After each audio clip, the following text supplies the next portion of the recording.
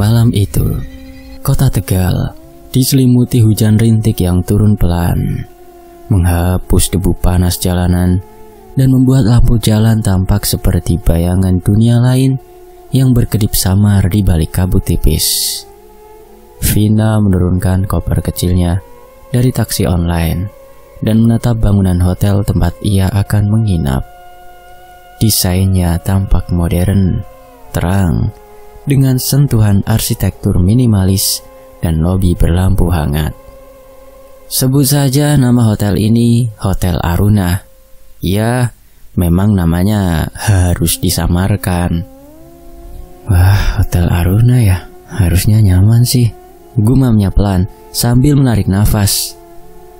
Pintu otomatis terbuka. Sesampainya di kamar 305, lantai 3, Vina langsung merasakan sesuatu yang ganjil. Bukan dingin dari AC, bukan juga aroma pengharum ruangan. Ada keheningan, terlalu hening.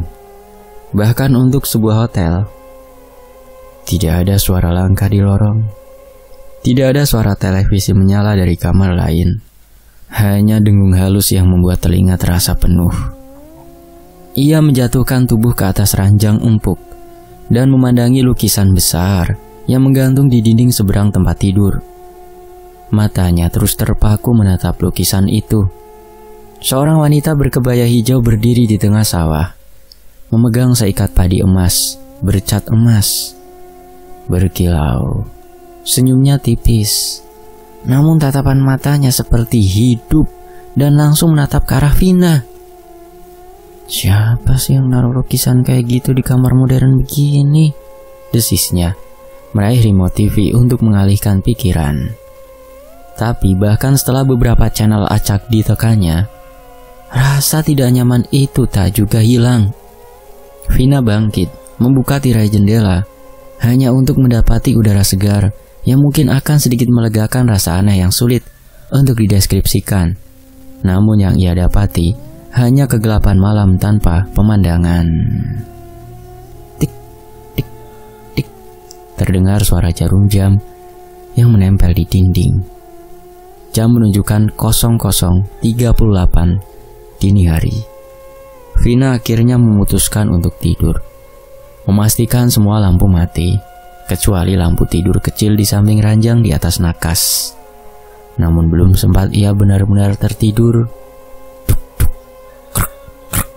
tempat tidur bergetar. Ranjang tiba-tiba bergetar hebat.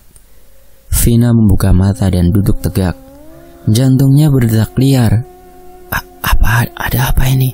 Apa mungkin gempa? Bisiknya panik. Ia lompat turun, mengambil ponsel dan keluar kamar sambil mengetuk pintu kamar sebelah, tempat rekan kerjanya, Mas Heru dan Mas Erwin, menginap. Karena untuk urusan pekerjaan ini, Vina sendiri perempuan.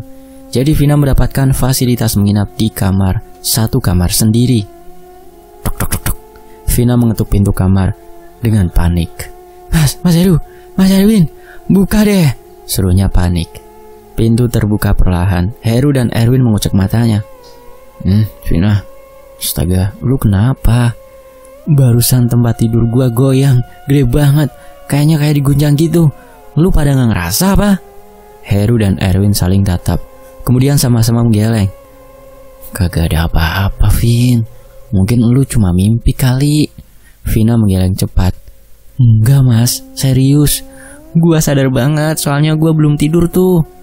Heru menghela nafas. Udah, istirahat aja dulu sono. Besok, kalau jadi kita check out kan? Iya Vin, balik no ke kamar lu. Atau lo mau tidur bareng kita? Ucap Mas Erwin menimpali sambil bercanda. Enak aja lu mas. Ya udah, kalau kalian gak ngerasa, gua balik deh.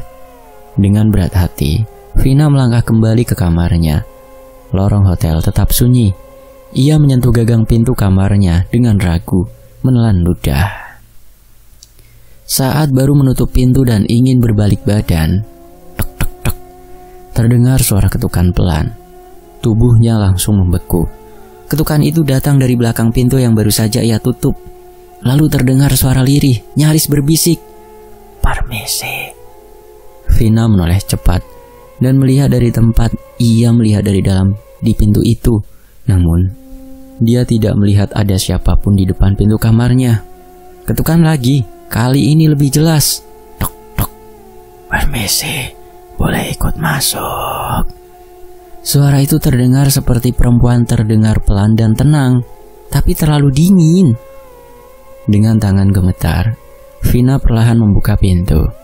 Dan di sanalah dia melihat seorang perempuan muda berdiri diam di lorong. Wajahnya pucat, rambutnya panjang menutupi sebagian wajah. Ia mengenakan kebaya hijau, sama persis seperti di lukisan tadi. Di tangannya tergenggam seikat padi.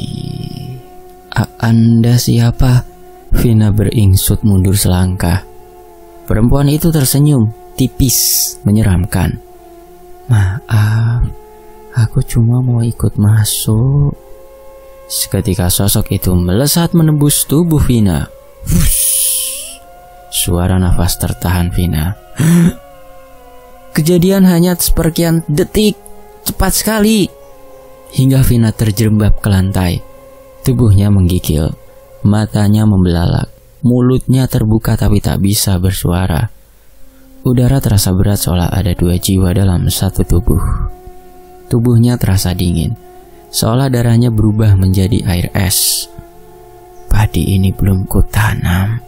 Suara perempuan itu terdengar merasuk dari dalam pikirannya.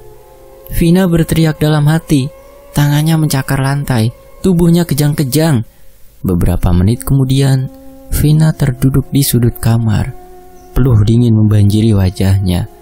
Ia mengambil ponsel dengan tangan gemetar dan mengetik cepat ke grup WhatsApp kantor. "Tolong temani aku gak sendirian di kamar ini." Tak lama Heru dan Erwin datang dan mendapati Vina meringkuk di pojokan, menangis tanpa suara. Pagi harinya, Dira menatap lukisan di dinding kamar Vina. "Ini aneh banget. Kenapa wanita di lukisan ini mirip banget sama yang kamu ceritain?" Vina mengangguk lemah. "Dia bukan lukisan, dia nyata. Dia berjalan menembus ke tubuhku." Salah satu teman mereka, Arum, mendekati lukisan dengan kening berkerut. Tunggu. Ini bukan cetakan baru deh. Lukisan ini tua banget. Ada cap stempel hotel tahun 1984. Suara detak jarum, jam berdetak. Dira membalik lukisan itu. Di bagian belakang kanvas ada tulisan tangan yang mulai pudar. "Aku sangat mencintaimu. Kukubur cinta kita agar selalu abadi. Tak ada yang bisa memilikimu selain aku." Suasana kamar langsung membeku. Vina menutup mulutnya, menahan mual. Sore harinya mereka bertanya pada resepsionis hotel. Pria tua yang bertugas tampak ragu menjawab, tapi akhirnya bicara lirih. "Lukisan itu tidak pernah boleh dipindah. Itu bagian dari hotel sejak pertama dibangun. Konon katanya, itu adalah gambar wanita pertama yang sangat dicintai pemilik hotel ini, yang katanya hilang di malam bulan purnama." "Kenapa bisa ada tulisan di balik lukisan?" tanya Dira tajam. Si resepsionis menunduk. "Itu rahasia lama, Mbak. Ada yang bilang wanita itu dan pemilik hotel dulunya sering bertemu di dalam kamar ini. Jadi untuk mengabadikan cinta mereka, dibuatlah lukisan itu," katanya sambil menunjuk ke arah tempat ranjang Vina berdiri semalam. Wajah Vina memucat. Namun dalam benaknya terlintas sesuatu yang sulit dijelaskan. Lukisan kenangan, cinta abadi yang dikubur. Lalu, kenapa wanita itu tetap ada di kamar ini? Malamnya sebelum check out, Vina menulis review di aplikasi hotel. "Jangan pernah minta kamar 305, karena di sana kamu tidak pernah benar-benar sendirian." Vina mencoba tertidur sebelum besoknya check out dari hotel ini. Dia merasa banyak teka-teki di hotel ini, terutama di kamar yang ia tinggali saat ini. Benar-benar perjalanan dinas yang menegangkan.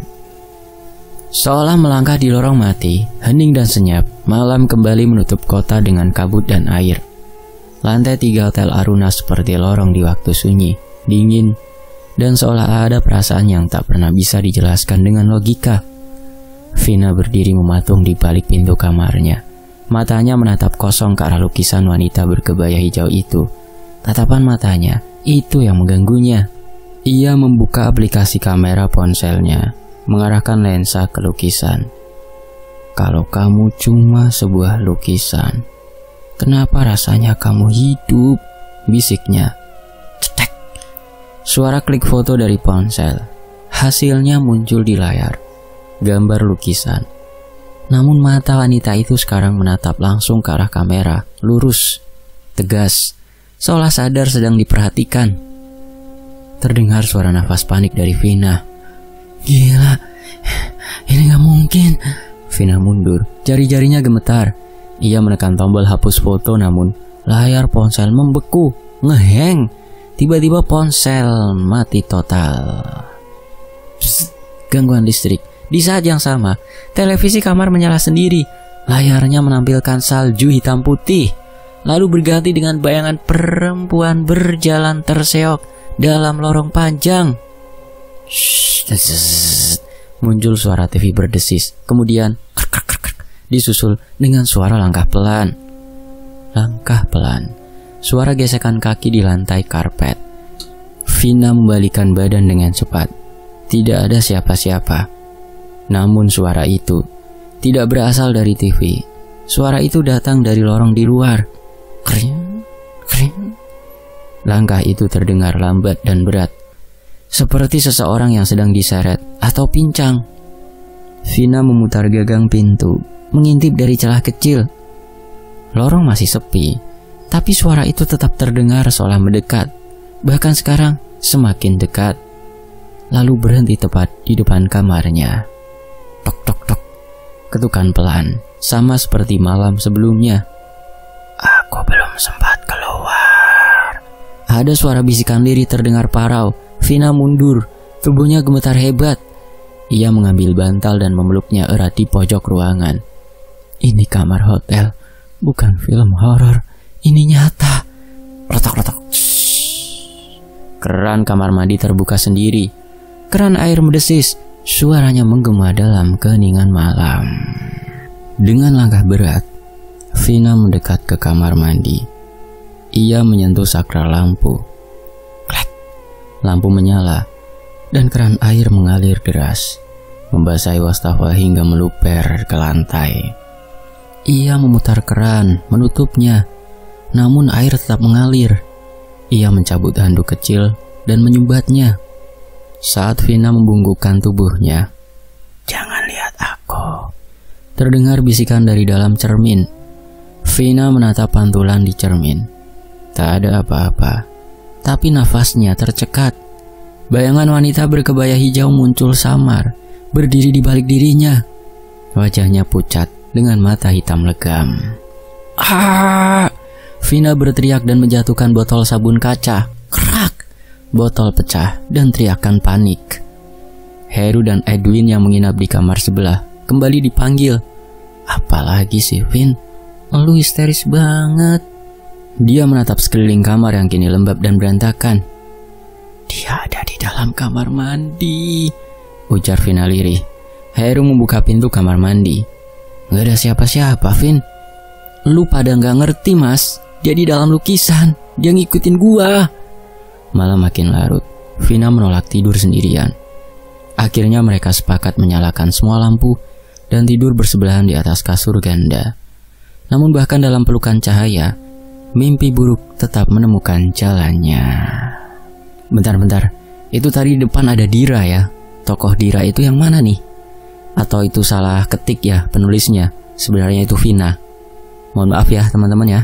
Berarti ini ada 3 tokoh ya. Vina, Heru, dan si Erwin. Gitu ya, yang ada di hotel ini. Oke, kita lanjut lagi. Tik, tik, tik. Suara detik jarum terdengar memecah keheningan dalam kamar itu. Vina merasa lebih tenang. Dia bisa tidur dengan nyaman malam ini, pikirnya. Vina pun memejamkan matanya dan terlelap. Namun dalam tidurnya Vina bermimpi, seolah dia membuka mata dalam kegelapan pekat. Ia berada di sebuah ruangan sempit tanpa jendela, dindingnya dari batu bata, lembab dan dingin.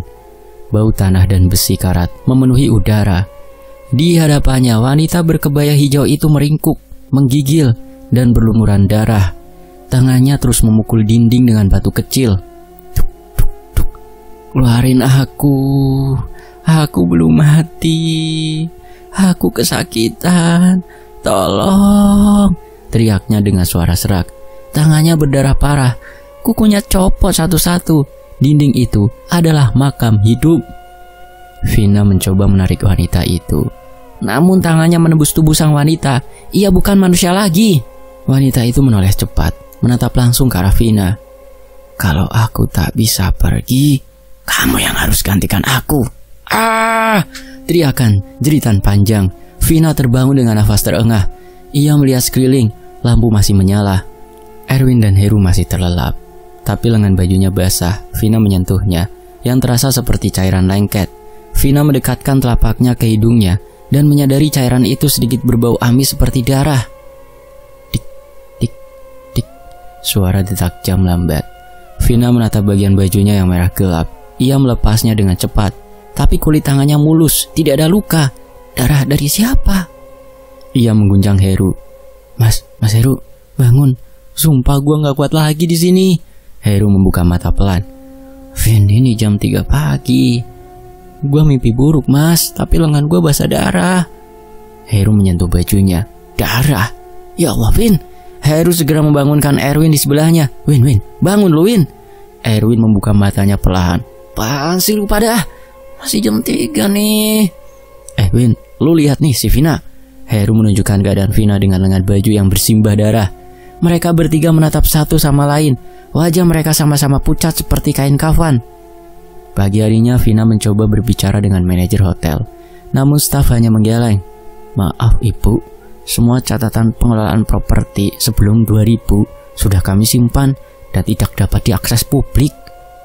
Apa kalian tahu siapa wanita di lukisan itu? Tanya Vina. Resepsionis wanita yang lebih muda akhirnya berbisik saat manajernya pergi. Jawaban ini agak berbeda dengan jawaban dari penjaga hotel pria yang agak tua. Dulu, kata resepsionis wanita, bos hotel ini punya seorang wanita yang sering di sana bersamanya. Tapi wanita itu bukan istri sahnya. Namun wanita itu tak pernah muncul lagi setelah resepsi pernikahannya dengan istri sahnya. Katanya, wanita itu pergi bersama pria lain, makanya pemilik hotel memilih menikahi wanita lain. Lalu kenapa lukisan wanita itu masih di situ? Tanya Vina kaku. Petugas itu menatap ke arah kamar. Beberapa staf lama bilang, tembok belakang ranjang dulunya tembok bata lama, bukan beton. Tidak ada yang boleh merenovasi dinding itu, bahkan menurunkan lukisan itu. Karena itu untuk menjaga sejarah hotel ini agar tetap selalu diingat, katanya. Siang itu Vina mengajak Heru dan Erwin untuk keluar dari hotel lebih awal. Tapi saat mereka hendak check out, ding, krak, lift berhenti mendadak. Lampu lift padam sejenak. Mereka bertiga saling menatap panik. Kalian tak boleh pergi dulu, terdengar bisikan di dalam lift. Seketika itu juga, semua lampu menyala lagi. Lift bergerak kembali. Tapi saat pintu lift terbuka, mereka melihat lorong kamar yang bukan di lantai dasar, melainkan lantai 3, tempat kamar 305 berada. Siang itu, mendung terlihat di langit rendah. Awan kelabu melapisi langit kota Tegal, seperti ingin menyimpan rahasia yang hendak terkuak. Vina duduk di lobi hotel. Tubuhnya dibalut jaket meski udara tidak terlalu dingin. Tatapannya kosong, tak lepas dari lorong yang mengarah ke lantai 3. Permisi, Nona Vina. Suara serak lembut itu membuat Vina menoleh. Seorang pria tua dengan seragam pudar berdiri membungkuk sopan. Namanya Pak Arman, staf hotel senior yang sudah lama bekerja, bahkan sebelum hotel berganti manajemen. Boleh saya bicara sebentar, Mbak? Tapi tidak di sini. Tempat ini punya kuping. Matanya melirik ke arah CCTV di sudut ruangan. Vina tersenyum dan mengangguk. pertanda ia setuju dengan instruksi Pak Arman. Vina mengikuti langkah kaki pria parubaya itu ke suatu tempat, masih di hotel ini, namun sepertinya tempat itu tersembunyi dan tak banyak orang tahu. Suara langkah bergema terdengar menuruni anak tangga kayu tua. Mereka duduk di ruang arsip bawah tanah. Lampu kuning redup menggantung dari kabel usang, sementara debu menari pelan di udara. Di sudut ruangan terdapat lemari besi tua berisi arsip berkas-berkas lusuh bertahun-tahun. Pak Arman mengambil satu map berlabel 1983, bangunan lama Rumah Harun. Nona Vina, sebelum hotel ini berdiri, bangunan ini adalah rumah besar milik seorang juragan properti berdarah Tionghoa Betawi. Namanya Tuan Harun. Terdengar petir halus di kejauhan. Vina menyandarkan tubuh ke kursi kayu tua. Ia menyimak dalam diam. Dulu dia tinggal di sini bersama istrinya, Nyonya Tan Meilan. Mereka punya banyak pelayan. Salah satunya gadis desa dari Brebes, namanya Sri. Pak Arman membuka foto lusuh seorang gadis muda mengenakan kebaya sederhana. Wajahnya lembut, teduh, polos. Gadis ini, Vina bergumam, dia mirip dengan lukisan itu. Pak Arman mengangguk lambat. Benar, itu memang dia. Flashback tahun 1983. Suara cengkraman kereta dokar, burung, suara pasar Jawa, tempo due loe. Di halaman rumah tua berornamen Tionghoa, Sri menyapu halaman dengan hati-hati. Rambutnya diikat rapi, keringat menetes di pelipis. Dari balik jendela, mata Tuan Harun terus mengamatinya. Dia bukan gadis biasa bagiku, gumam Harun sambil menyesap teh panas. Suatu malam, saat hujan turun lebat, Harun memanggil Sri ke ruang kerja. Masuklah, Sri. Sri berjalan perlahan ke dalam ruangan. Wajahnya menunduk. Iya, Tuan. Tuan Harun menatap gadis itu lekat-lekat. Ia bangkit dari kursinya, mendekat dan menyentuh dagu Sri. Kamu cantik, terlalu cantik untuk hanya menyapu halaman. Sri gelagapan, namun tak mampu melawan. Dan sejak malam itu hubungan mereka berubah. Tak ada yang tahu pasti apa yang terjadi, tapi Sri mulai sering dipanggil ke kamar pribadi Harun. Bulan demi bulan pun berlalu. Perut Sri mulai membesar. Pelayan-pelayan lain mulai berbisik-bisik. Astaga, itu anak siapa ya? Gak mungkin pelayan kampung bisa segendut itu kalau tidak karena majikannya. Istri Harun, Meilan, akhirnya tahu. Amarahnya meluap. Lu bikin malu keluarga gue, bentaknya sambil melempar cangkir ke lantai. Lu orang hamilin babu, Harun, gue kagak terima. Lu pikir lu bisa kaya raya dan hidup enak karena siapa? Tuan Harun hanya menunduk. Aku akan urus semuanya. Malam kian semakin sunyi diiringi suara nyamuk, angin lembut, gemeretak dinding. Malam itu Sri dipanggil lagi, tapi kali ini bukan ke kamar utama, melainkan ke kamar rahasia di ujung lorong belakang. Ruangan yang dulunya adalah gudang tua. Tuan Harun berdiri di sana bersama dua tukang bangunan. Sri mengerutkan dahi. Tuan, ini ruangan apa? Harun tak menjawab. Ia melangkah mendekat dan memeluk Sri. Maafkan aku, Sri. Aku mencintaimu. Tapi dunia ini terlalu jahat dan kejam buat kita. Tuan, apa maksudnya? Sri mulai mundur. Suara beton basah ditumpahkan. Tukang mulai mencampur adonan semen. Sri panik. Ia mencoba lari, tapi Harun mencengkram baunya kuat. Aku janji, kamu akan tetap di sini selamanya, dekat denganku. Cinta kita akan tetap abadi, sayang. Bisik Harun dengan suara gemetar, namun matanya berkaca-kaca. Kemudian dia tak kuasa menahan air mata yang jatuh dari sudut matanya. Sri menjerit. Ia meronta, tapi tak ada yang mendengar. Rumah besar itu sunyi. Meilan telah pergi meninggalkan rumah. Sri akhirnya disegel hidup-hidup dalam tembok kamar pribadi Tuan Harun. Tangannya menghantam batu bata. Tolong, aku masih hidup, tolong. Duk, duk, duk. Suara tangan menghantam tembok dari dalam. Teriakannya akhirnya menghilang dimakan waktu dalam semen dan debu. Namun di atas tembok tempat Sri dikubur, Tuan Harun menggantung lukisan wajahnya. Ia melukis dari ingatan, dari rasa bersalah atau cinta yang tak pernah padam di dalam hatinya. Kalau Sri tak bisa pergi, dia akan abadi dan tetap di sini selamanya bersamaku. Flashback selesai, kembali ke masa kini. Lembaran kertas-kertas itu kembali dimasukkan Pak Arman ke dalam map berkas usang, lalu dikembalikan lagi ke tempat tumpukan penyimpanan berkas. Pak Arman menatap Vina dengan sorot mata berat. Setelah Harun meninggal tahun 1987, rumah ini kosong bertahun-tahun, sampai akhirnya dibeli oleh salah satu keluarga dari istri Nyonya Meilan dan direnovasi menjadi hotel. Dan kamar itu, tanya Vina lirih. Adalah kamar Harun, kamar tempat Sri dikubur. Vina terdiam, tangannya gemetar. Kenapa dia menampakkan diri pada saya? Pak Arman menatap tajam.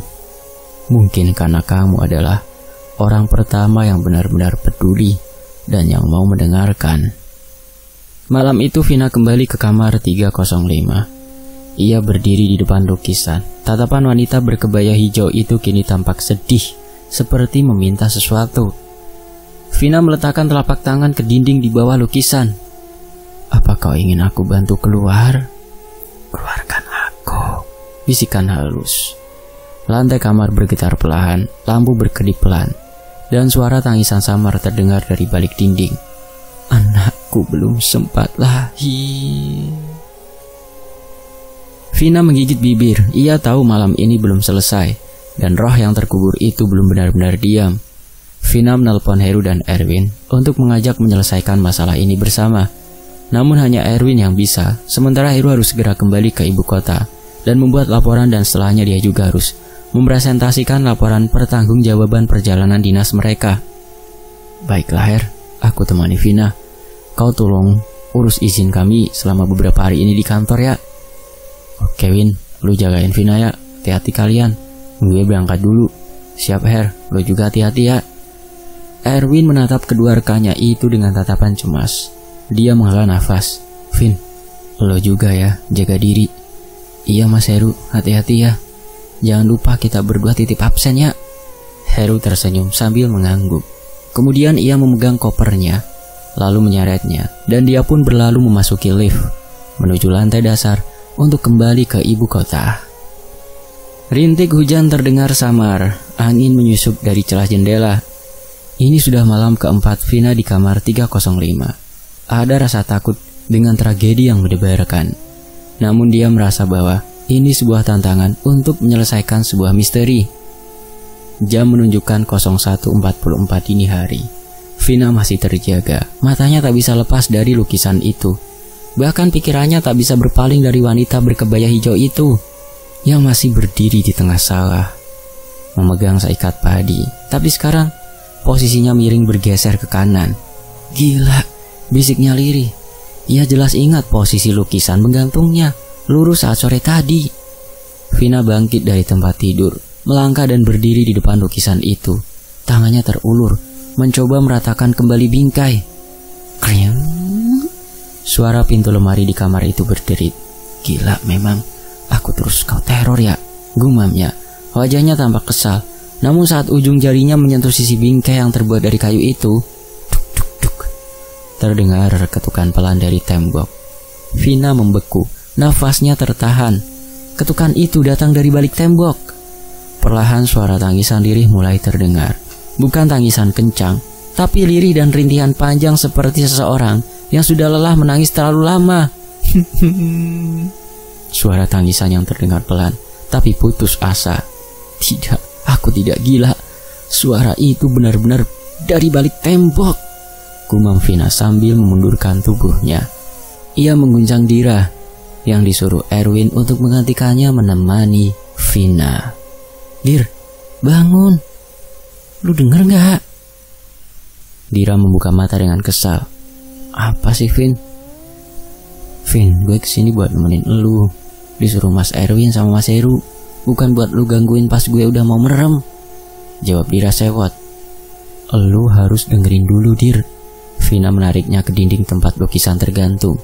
Tepat saat mereka berdiri diam, ketukan itu terdengar lagi. Duk duk duk. Kali ini terdengar lebih jelas. Dira membelalak. Ya Allah, itu dari dalam tembok. Pagi harinya Vina memutuskan untuk menemui Pak Arman kembali. Pak, saya tahu ini gila, tapi saya yakin ada sesuatu atau seseorang di balik tembok itu, Pak. Wajah Pak Arman tampak ragu. Ia menatap lantai sejenak, lalu mengangguk pelan. Kalau memang kamu serius dan berani, saya akan bantu. Tapi hanya dengan satu syarat. Kita harus melakukan ini tanpa diketahui manajemen hotel, karena mereka tak akan izinkan. Tapi saya tahu kamu bisa bebaskan dia. Baiklah Pak, saya yakin dengan keputusan saya untuk menolong Sri. Untuk mekanisme keamanan dalam melancarkan rencana kita, saya serahkan semuanya pada Pak Arman ya. Pak Arman tersenyum pada Vina. Kemudian dia mengangguk tegas. Pertemuan mereka pun disudahi saat ini. Tiba di mana hari untuk melaksanakan rencana yang sudah tersusun rapi. Krauk, suara bor dan perkakas besi. Sore itu Vina, Pak Arman dan satu teknisi hotel bernama Widi masuk diam-diam ke kamar 305. Tidak ditutup rapat. Peralatan kerja dibawa masuk dalam koper seperti tamu biasa. Pak Arman sudah mengatur sedemikian rupa dan tahu saat lorong lantai 3 itu tidak ada yang menginap. Dia sudah mengamankan lantai itu sejak awal dirinya, dan Vina merencanakan hal itu. Bagian mana? Tanya Widi sambil mengeluarkan palu dan detektor ketebalan dinding. Vina menunjuk ke belakang lukisan. Widi mulai mengetuk satu-satu bagian tembok. Tok, tok, tok. Kemudian melanjutkan kembali. Widi merasa ada hal yang berbeda dari suara pantulan ketukan yang didengarnya sendiri. Ini, ucap Widi sambil menempelkan alat. Lapisan semen lebih tipis, seperti ada ruangan kecil di baliknya. Pak Arman mengangguk. Ayo kita buka. Duk duk. Palu menghantam tembok. Setiap ayunan dari palu itu terasa seperti memukul sejarah yang terkubur. Debu mengepul. Setelah lapisan semen rontok, muncul celah gelap. Widi menyinari dengan senter kecil. Wajahnya langsung berubah. Pak, ada tulang tengkorak. Nafas tertahan. Ayo kita selesaikan. Waktu kita tidak banyak, ucap Vina menegaskan. Dalam benaknya hanya ingin semuanya cepat selesai. Widi dan Pak Arman saling beradu pandang. Kemudian keduanya pun mengangguk, tanda menyetujui instruksi dari Vina. Mereka memperlebar lubang itu perlahan. Di balik tembok itu, tubuh kurus tinggal tulang belulang meringkuk dalam posisi yang sangat menyedihkan. Di sisi tengkoraknya, terlihat sisa kain kebaya hijau yang membusuk. Di dekat kakinya, terdapat sebuah caping jerami tua nyaris hancur. Pak Arman menutup mulutnya. Ya Tuhan, itu Sri. Vina terdiam, menatap sosok itu. Matanya mulai basah. Namun sesuatu di dinding membuat mereka tertegun. Di belakang tengkorak itu ada tulisan samar yang tertoreh dengan darah. Aku masih di sini. Tangan Vina gemetar. Ia menyentuh sisi ukiran itu. Darahnya terlihat masih segar, seolah baru ditulis tadi malam. Namun tiba-tiba tubuh Vina bergetar hebat. Matanya tertutup. Dia menangis jadi-jadinya, seolah dia masuk ke dalam cerita penderitaan Sri pada masa itu. Cinta yang terjalin antara Sri dan Pak Harun indah, namun cinta mereka terlarang.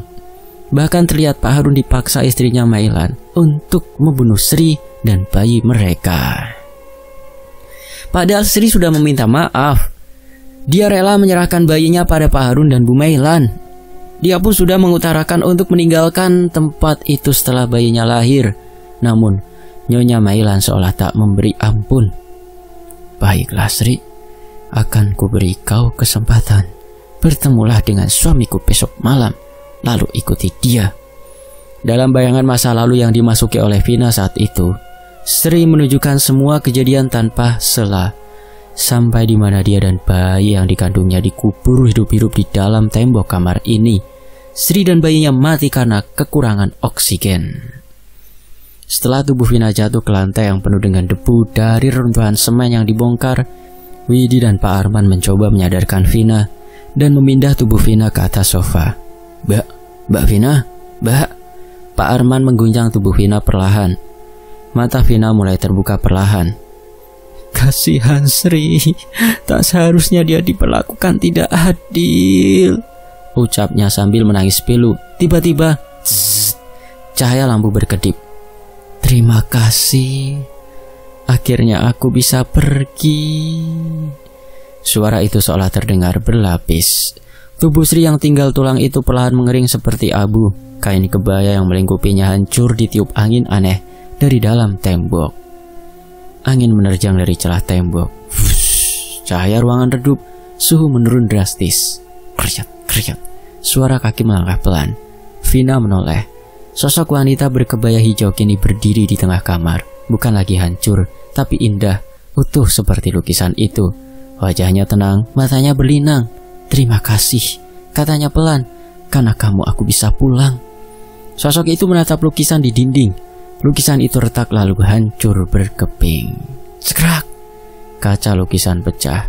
Angin berembus pelan, lalu segalanya sunyi. Sri telah pergi. Setelah tulang belulang Sri dikubur dengan baik, beberapa hari kemudian kamar 305 ditutup permanen, lalu dialihkan dengan kamar yang lain. Pihak manajemen menyatakan lantai 3 hotel itu renovasi, tapi semua staf tahu itu bukan renovasi, melainkan menutup sejarah kelam kejadian di masa lalu. Vina menulis catatan terakhir sebelum meninggalkan kota itu. Jika kalian menginap di hotel tua dan kamar kalian terasa terlalu sunyi, mungkin ada yang terkubur dalam dinding dan menunggu untuk didengar.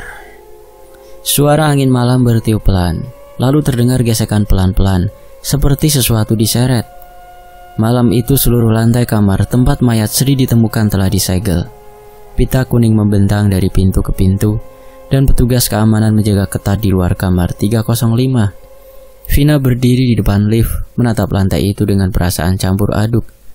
Ada rasa lega, karena misteri itu kini telah terkuak. Tapi Vina merasa seolah ada sesuatu yang belum selesai.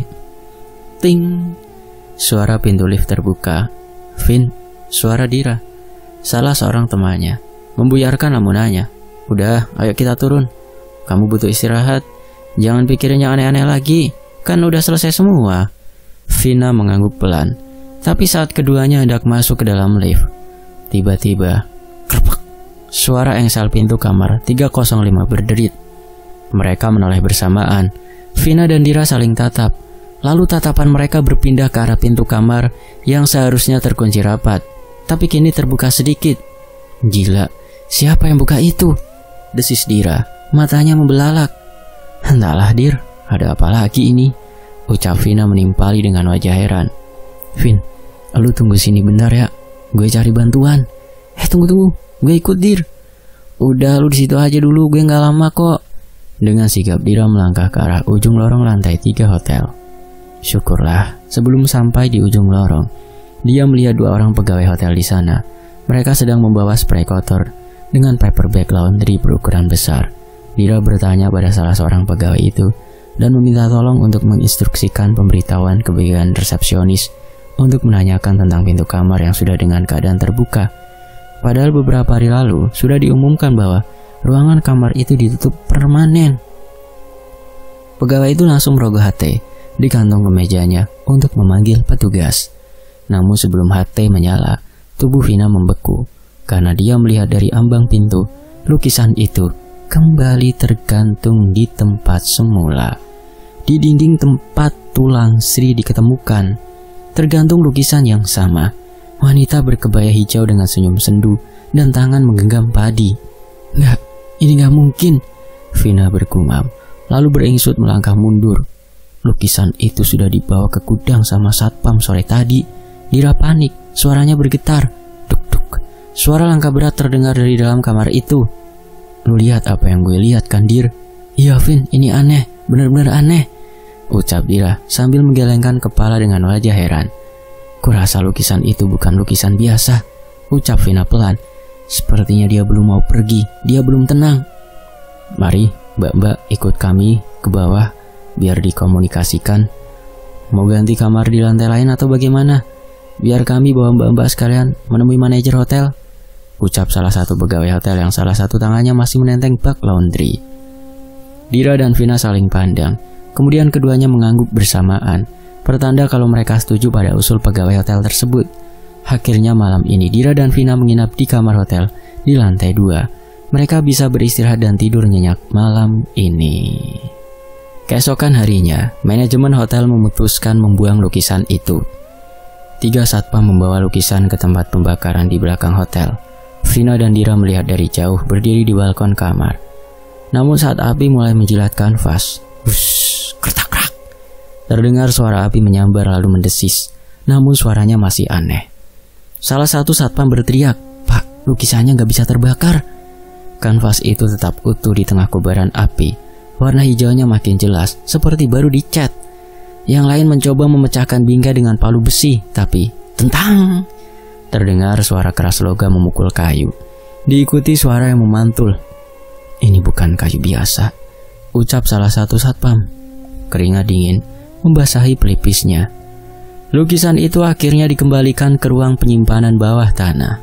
Vina berpikir semua telah usai. Ternyata malam itu Vina bermimpi lagi. Tapi kali ini mimpi itu terasa lebih nyata. Ia berada di sebuah kamar dengan cahaya yang remang.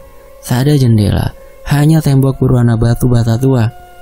Di sudut ruangan terlihat duduk sosok wanita yang wajahnya samar-samar yang sudah dikenali. Iya, dia adalah Sri.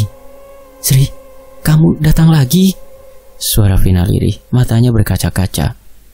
"Terima kasih sudah membawaku keluar dari gelap," kata Sri. Vina menelan ludah. "Kenapa kau belum pergi?" Sri berdiri perlahan, langkahnya kian dekat dengan Vina. Namun langkah kaki itu tak menjejak lantai. "Aku tidak ingin menakutimu. Aku hanya ingin dikenang. Aku pernah ada, dan aku pernah tulus dicintai. Tapi aku dibuang seperti debu di tembok." Suaranya lirih dan perih, seperti tertiup angin dingin. Ia mendekat, menyentuh tangan Vina dengan lembut. "Bantu aku. Aku ingin dikenang dengan cara yang layak. Tolonglah." Suara bisikan itu terdengar pelan. Keesokan harinya Vina bangun dengan air mata di pipi. Ia tahu harus melakukan sesuatu.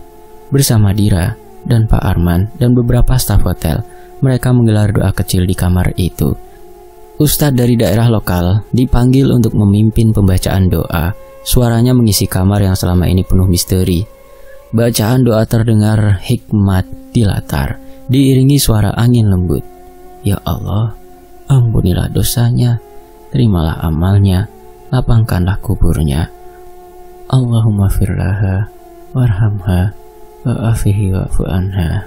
Saat doa selesai, Vina mengambil lukisan itu sendiri dan meletakkannya di dalam kain putih.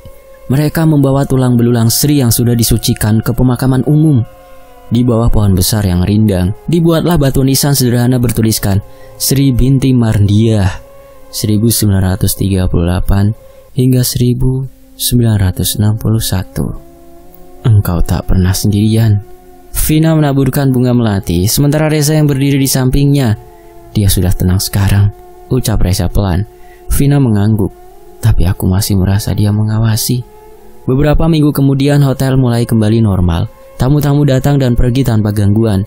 Kamar 305 tetap ditutup untuk renovasi. Namun desas-desus tentang lukisan kutukan mulai menyebar luas di media sosial. Di ruang arsip hotel di lantai bawah, seorang karyawan baru bernama Devi tengah menyortir dokumen.